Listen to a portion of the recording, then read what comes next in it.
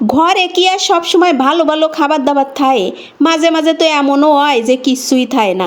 আর ওদিকে তো পোলাপান ম্যা ম্যা করে মাথাটা এবারে খারাপ বানায় দেয়। হ্যালো সবাই রে, নতুন আর একটা রেসিপি ভিডিও। ওই যে যা করছিলাম, সন্ধ্যা যেই হয় পোলাপানে মাথাটা একদম ম্যা ম্যা করে খারাপ বানায় দেয়। ভালো কিছু খাবো, স্পাইসি কিছু খাবো। আরে বাবারা, তোরা তো স্পাইসি কিছু খাবি, আমি যে কি দিয়ে সেই স্পাইসি কিছু বানাবো তাই নিয়ে তো পড়ি মহা টেনশানে। ঘরে আজকে যা ছিল তাই দিয়ে স্পাইসি একটা খাবার বানাই দিলাম।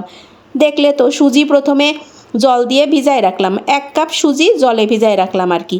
আর তারপরে একটা আলু এই যে এইভাবে গ্রেট করে নিচ্ছি, পাতলা পাতলা করে আর কি গ্রেট করতে হবে।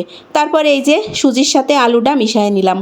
আলুর জায়গায় কিন্তু পছন্দ মতো যে কোনো সবজি দেওয়া যায়, ঘরে যা থাকে সেই সবজি আর কি পাতলা পাতলা করে কাটিয়ে এভাবে সুজির মধ্যে দিয়ে দিবা। ভাইরে ভাই, এই জিনিসটা কিনিলাম বাণিজ্য মেলাতে, দেহেই লোভ হইছিল। ভাইজানরা এত সুন্দর করে চপিং করতেছিল, আমি তো ভাবেছিলাম এই বাসায় নিয়ে যাব আর আমার কাজকর্মের গতি সেই লেভেলের বেড়ে যাবে, কিন্তু ভাই দেখলাম এক হয়ে গেল। ভাইজানকে দেখলাম কি এমনভাবে চপিং করতেছে, সে কি গতি! আমি ভাই বাসায় আসার পরে চেষ্টা করি, আর পারি না ওই রকম। আমার মনে হয় আরও প্র্যাকটিস দরকার। যাই হোক, যেটুকু হয়েছে তাই দিয়ে দিলাম। পেঁয়াজ কাঁচামরিচ আর এদিক দিয়ে দিলাম আরও 1.5 কাপের মতো ময়দা, সাথে হলুদ, লবণ আর এই যে ভাজা মশলার গুঁড়া। এবার সব একসাথে ভালো করে হাত দিয়ে মাখায় নিতে হবে। যত ভালো করে মাখানো যায় ভাজার পরে এইটা তত বেশি সফট হয়ে যায়। আমি এই যে 4-5 মিনিট ধরে উল্টায়ে পাল্টায়ে ভালো করে মাখায় নিলাম।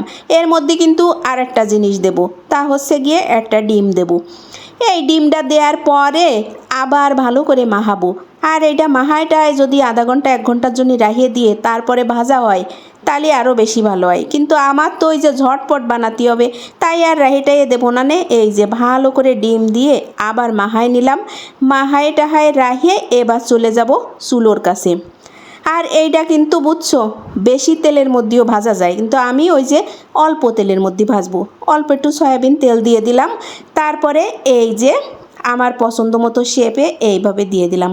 আমি এইভাবেই আর কি এইসব নাস্তা ভাজি, এতেই আমার কাছে বেশি ভালো লাগে। এই যে এইভাবে দিয়ে ঢাকা দিয়ে দিলাম, 4-5 মিনিট ঢাকা দিয়ে রাখছিলাম। তারপরে এই যে উল্টোয় পাল্টায় দেওয়া লাগবে।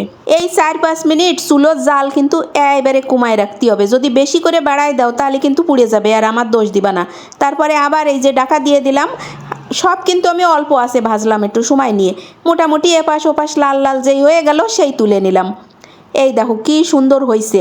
ঘরে আমার টমেটো তেঁতুলের সস বানানো আছে, তাই দিয়ে আমি এবার সবার সামনে দিয়ে দিলাম। আর সবাই খাইয়ে কি খুশি কি খুশি। কেমন লাগলো আজকের রেসিপি কমেন্টে জানাইও কিন্তু।